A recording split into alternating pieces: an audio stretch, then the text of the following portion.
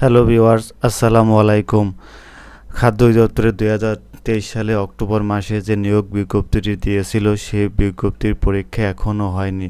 তারা হয়তো অনেকবার ডেট দিয়েছে, ডেট দিয়েও তারা পরীক্ষা নেয়নি। তো এখন তারা নতুন একটি সিদ্ধান্ত নিয়েছে যে পরীক্ষা পদ্ধতি পরিবর্তন হবে।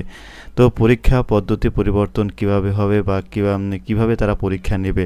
তো বিগত দিনে খাদ্য অধিদপ্তরে যে পরীক্ষাটি হয়েছিল সেটি হয়েছিল পিলি এবং ভাইবা, এই দুটি মাধ্যমেই তারা পরীক্ষাটি নিয়েছিল এবং এই দুই মাধ্যমেই তারা পরীক্ষার রেজাল্ট তারা প্রকাশ করত।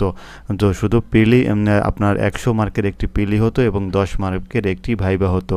তো এই টোটাল আপনার 110 মার্কের পরীক্ষা হতো। এই 10 মার্কে তারা রেজাল্ট দিয়ে থাকতো। কিন্তু এখন তারা পরীক্ষা পদ্ধতি পরিবর্তন করেছে। এখন হবে লিখিত, পিলি এবং ভাইবা, এই 3 মাধ্যমে তারা পরীক্ষা নেবে।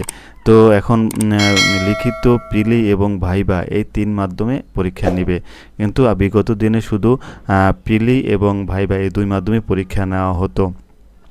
তো যেহেতু আপনাদের এখন সামনে পুনর্নিয়োগ আসতে যাচ্ছে, তো পুনর্নিয়োগ আসলে সেখানেও দেখা গেছে আপনার অলরেডি 9 লাখ পরীক্ষার্থী আবেদন করেছে এবং আর যদি পুনর্নিয়োগ দেয় সেখানে আরও হয়তো 2 থেকে 3 লাখ আবেদন পড়বে বা তারও বেশি আবেদন পড়তে পারে।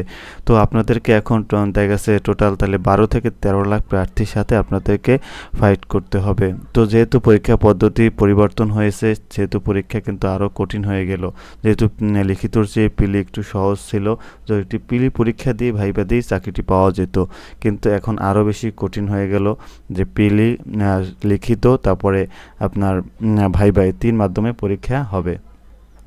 তো এখন আপনাদেরকে অবশ্যই এখন সামনে হয়তো ঈদ আছে, ঈদের পরে হয়তো তারা পরীক্ষাটি নিতে পারে, রমজান ঈদের পরে। তো এখন আপনাদেরকে অবশ্যই খুব ভালোভাবে প্রস্তুতি নিতে হবে। তো ভিউয়ার্স, নতুন নতুন আপডেট পেতে আমাদের চ্যানেলটি সাবস্ক্রাইব করুন। ধন্যবাদ।